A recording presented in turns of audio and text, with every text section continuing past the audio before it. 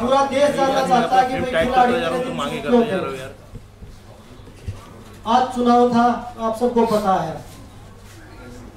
आप जब हम जनवरी में आए थे तो पूरा प्रकरण आप लोगों ने देखा था। उसके बाद ओवरसाइट कमेटी बनाई गई। उसमें जो ओवरसाइट कमेटी में 18-20 लड़कियों ने बयान दिए थे अपने। उसके बाद खेल मंत्री जी ने ऑन कैमरा बोला था, मीडिया के सामने बोला था कि ब्रजभूषण और उससे जुड़ा हुआ कोई भी इंसान WFI में नहीं आएगा। लेकिन आज दुर्भाग्य है, हमने दोबारा उसमें कमेटी 21 दिन वेट किया, 2 महीने वेट किया, 3 महीने वेट किया, कुछ नहीं हुआ। हमने दोबारा प्रोटेस्ट चालू किया, वो भी आप लोगों ने खूब देखा, पूरे देश ने देखा। हम सिर्फ सच्चाई की लड़ाई लड़ रहे थे, हम बहन बेटियों की लड़ाई लड़ रहे थे। जो उनके साथ शोषण हो रहा था उसकी लड़ाई लड़ रहे थे। नहीं तो हम भी एक्टिव खिलाड़ी थे, हम भी देश के लिए मेडल जीत रहे थे। बहुत सारे लोग बोल रहे थे तो खत्म हो चुके थे। करंट में 2022 में जब कॉमनवेल्थ गेम्स में गोल्ड आया 3 बार, तो क्या करें। उसके बाद वर्ल्ड चैंपियनशिप में कितने मेडल एक बार देश में देख लीजिए। उसके बाद दोनों का, मेरा रुविनेश का वर्ल्ड चैंपियनशिप में मेडल आया था। तो मुझे नहीं लगता कि भाई बेटियों को न्याय मिलेगा, क्योंकि जिस हिसाब से पूरे तंत्र ने काम किया है, बेटियों को तोड़ने का काम अभी भी चल रहा है। आज WFI के चुनाव देख लिया आपने, उसी का आदमी बना है।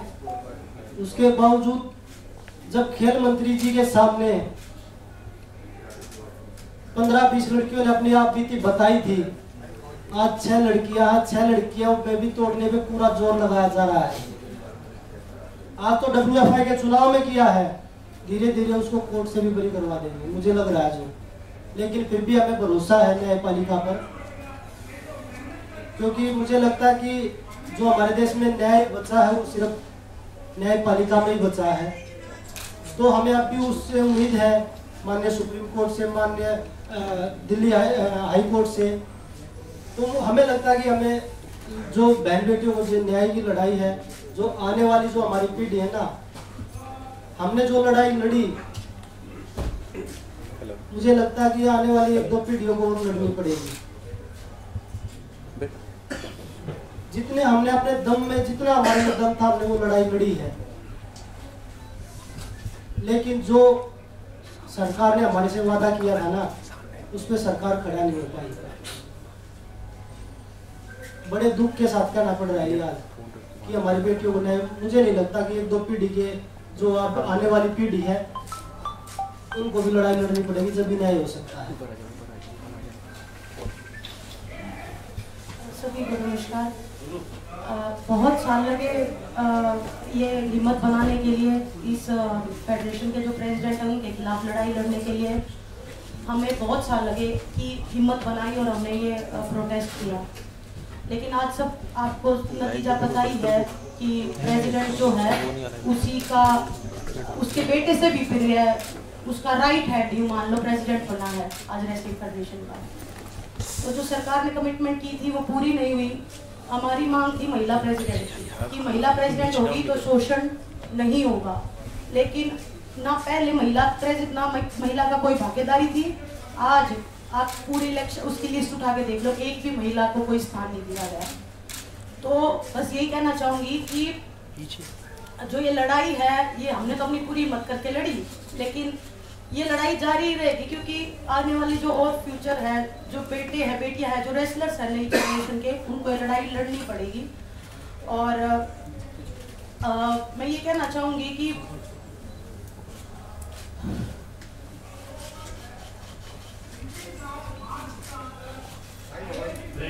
आप सबको पता है कि हम जेल में आए थे, लेकिन मैं एक बात आपको बताना चाहती हूँ कि हमने जब हर तरीके से कोशिश कर ली थी, उसके बाद हम दिल्ली की सड़कों पे आके बैठे थे। सबसे पहले हम गृह मंत्री जी से मिले थे, मैं और बजरंग गए थे मिलने के लिए। हमने उनको इस बारे में बिल्कुल अवगत कराया था, क्लियरली हमने नाम लेके लड़कियों का बताया था कि किसके साथ में क्या क्या हुआ है। प्लीज़ आप इसको देखिए और प्लीज़ हमारी रेसिपी को आप बता लीजिए, क्योंकि अभी अंत हो रहा है। उन्होंने हमें बोला था कि 30-40 दिन का टाइम मुझे दीजिए, उसके बाद में मैं करता हूँ और आप निश्चिंत रहिए, हम जरूर इसमें कुछ करेंगे। 3-4 महीने वेट करने के बाद में हम जंतर मंतर पे आए थे, हमने लड़ाई लड़ी थी, जो आप सब देख रहे हो, पूरे देश को पता है। आज जो फेडरेशन का जो अध्यक्ष बना है संजय सिंह, स्टार्टिंग से वो लोग बोल रहे थे कि हम बनेंगे, हमें पता थी, उसकी पावर पता है, उसका पोजीशन पता है, लेकिन दुख होता है कि देश में ऐसे लोगों को स्थान मिल रहा है, पद मिल रहा है। ब्रजभूषण का राइट हैंड है, उसके बेटे से भी ज्यादा खास है, उसको प्रेसिडेंट में आना मतलब आने वाली लड़कियों का जो भविष्य है उनको फिर से शोषण का शिकार होना पड़ेगा, और जो चीजें पर्दे के पीछे होती आई हैं वो खुले में होगा। और दुख होता है हमें इस बात का कि हम इतनी लड़ाई लड़के भी हम कोई सुधार नहीं कर पाए हमारी रेसलिंग में।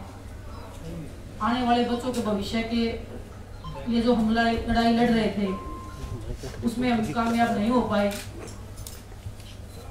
हमें नहीं पता हमारे देश में न्याय कैसे मिलता है। सड़क से लेके रेसलिंग मैच से लेके बंद कमरों से लेके तुम्हारा रुक जाएगा, हमने हर किसी को अपनी बात बताई है।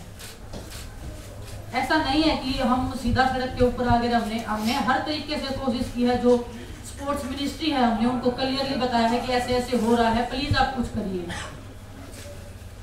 पूरे देश को पता होते हुए भी ऐसे लोग जो शोषण कर रहे हैं, महिलाओं का करते आए हैं, उनको फिर से संवैधानिक पदों पे बिठाया जा रहा है, उनको स्पोर्ट्स में जगह दी जा रही है।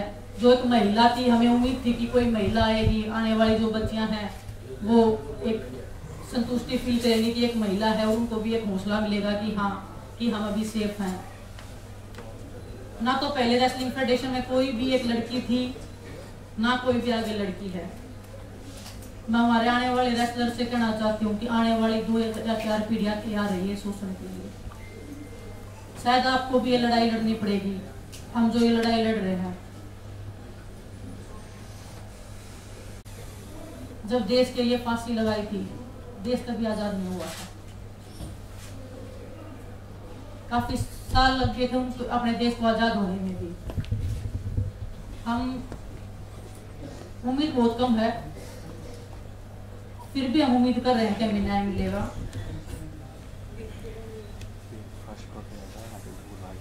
लेकिन बड़ी दुख की बात आज हमारे रेसलिंग का जो भविष्य है वो अंधकार में है। हमें नहीं पता कहाँ पे अरदास लगती है, किसके सामने जाके हम अपना दुख बताएं।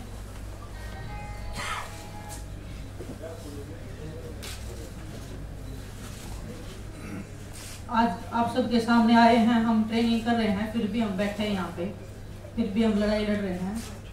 उम्मीद कर रहे हैं कि वो आस और उम्मीद हम फिर से जगा पाएं।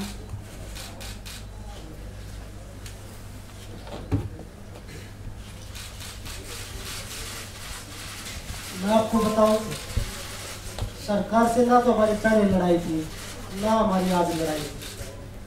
हम एक व्यक्तिगत आदमी के खिलाफ लड़ रहे थे जो बच्चियों का, लड़कियों का शोषण कर रहा था, बहन बेटियों का। उसने अपनी पावर से हर तरीके से कभी उसको राजनीति मोड़ दिया, कभी जातिवाद का मोड़ दिया, कभी उसने हरियाणा यूपी का मोड़ दिया, क्योंकि उसके पास पावर है। और वो आप सबने देख ली, हमने भी देख ली। जो हमारे से जितने भी लोग जुड़ रहे हैं प्रोटेस्ट से, चाहे वो हमारे कोचेज हैं, चाहे वो हमारे खिलाड़ी हैं, चाहे उसमें हम हैं, किसी का भी अब आगे भविष्य सेफ नहीं है। किसी के साथ भी कोई भी घटना, चाहे वो कार एक्सीडेंट लगा लीजिए, चाहे वो कोई भी A to Z कैसे भी आरोप लगा लीजिए, वो लगने शुरू हो जाएंगे आगे। क्योंकि हम सब ने, पूरे देश ने उसकी पावर का, उसका जो तंत्र है, जो काम कर रहा है उसके पीछे, वो सब ने देख लिया है। जिस तरीके से वो लोगों में अपना भरम फैला रहे हैं, लोगों को तोड़ने की। जब 20 लड़कियां स्टार्टिंग में आई थी, उनमें उन्होंने 6 छोड़ी, उनके भी पीछे एक एक करके सबको तोड़ने लग रहे हैं। तो इससे बुरा दौर क्या होगा देश के लिए। और मुझे नहीं पता, वो न्याय विनेश भी बोल रही थी, साक्षी बोल रही थी कब मिलेगा ये लड़ाई। चलो हम लड़े, हम नहीं जीत पाए, लेकिन ये लड़ाई किसी न किसी को, जो आने वाली पीढ़ी में उनको भी किसी न किसी को लड़नी पड़ेगी। विनेश ने बताया भगत सिंह को जब फांसी हुई थी उसके 20-25 साल बाद हमें आज़ादी मिली थी, लेकिन पता नहीं कुश्ती से आज़ादी हमें कब मिलेगी। अब हमारी रेसलिंग का कैरियर, हमें नहीं लगता कि आगे हम रेसलिंग कर पाएंगे या नहीं कर पाएंगे, क्योंकि जब उसी के लोग आ रहे हैं, वो जो बच्चे हैं जो उनके खिलाफ लड़ाई लड़ रहे थे, इतनी हिम्मत जुटा के वो आगे आए थे, इतने साल लगे उनको ये हिम्मत जुटाने में। जो हमारे देश की जो गांव में जो देहात में महिलाएं हैं वो इस शोषण से गुजरते होंगे, तो वो भी तो देखती होंगी कि हम किसके सामने आवाज रखें। जब हमने पूरे देश के सामने, पूरी सरकार के सामने सारी चीजें खोल के रख दी, उसके बाद भी न्याय नहीं मिला, तो वो बहन बेटियां किसके सामने रखेंगे अपनी बातें। हमारे देश में मुझे नहीं पता कि राजनीति कैसे होती है, पर आज देख रहे ना, सिर्फ जातिवाद, धर्म और धर्म यही होती है। मैं अपने खुद की बताता हूँ, खिलाड़ी की क्या जाति होती है। हम अखाड़े में बैठ के एक थाली में रोटी खाते हैं, हमें जाति किसी की नहीं पूछते कि आपकी क्या जाति है, आपका क्या धर्म है। अगर मैं देखने लग जाऊं, जो मेरा पर्सनल ट्रेनर है वो मुस्लिम है, जो मेरा फिजियो है वो बनिया है, तो मैं तो ये ऐसे सोचूं कि भाई नहीं, हम तो किसी और को लेके आएंगे, उनके साथ हम एक ही थाली में रोटी खाते हैं। तो वो खिलाड़ियों को बता रहे हैं कि भाई जातिवाद है, ये पॉलिटिक्स कर रहे हैं। मैं आज पूरी मीडिया बैठी है देश की, अगर हम तीनों में से कोई भी किसी पार्टी के टच में हो या किसी पार्टी को ज्वाइन करना चाहता हो, कभी नहीं मिलेंगे हम आपको, किसी भी पार्टी के साथ नहीं मिलेंगे। हम राजनीति करने नहीं आए, हम अपनी बहन बेटियों की न्याय की लड़ाई लड़ने के लिए आए हैं यहाँ पे। तो वही बताया, जो आगे जो हमारे साथ जुड़े हैं, जितने भी लोग हैं, बहन बेटियां हैं। लेकिन मैं सभी तमाम देशवासी जो भी हमारे प्रोटेस्ट में आए, दूर दूर से आए, पूरी महिलाएं आई, बहुत सारे लोग ऐसे आए जिनके पास खाने कमाने के लिए नहीं है, फिर भी हमें सपोर्ट करने आए। हम नहीं जीत पाए, पर आप लोगों का बहुत बहुत धन्यवाद। और एक बात और कहना चाहूँगी कि लड़ाई लड़ी, पूरे दिल से लड़ी, लेकिन अगर प्रेसिडेंट ब्रिजभूषण जैसे आदमी जैसा ही रहता है, उसका बिल्कुल सहयोगी है, उसका बिजनेस पार्टनर है, वो अगर इस फेडरेशन में रहेगा, तो मैं अपनी कुश्ती को त्यागती हूँ और मैं आज के बाद कभी भी आपको तो बस सभी देशवासियों को धन्यवाद जिन्होंने आज तक इतना मेरा सपोर्ट किया और मुझे इस मुकाम तक पहुंचाया। बजरंग और दिनेश, क्या आप लोग भी कुश्ती खेलेंगे या आप भी साक्षी की तरह उदी के साथ फैसला ले रहे हैं? विपुल भैया भाई, विपुल भैया भाई।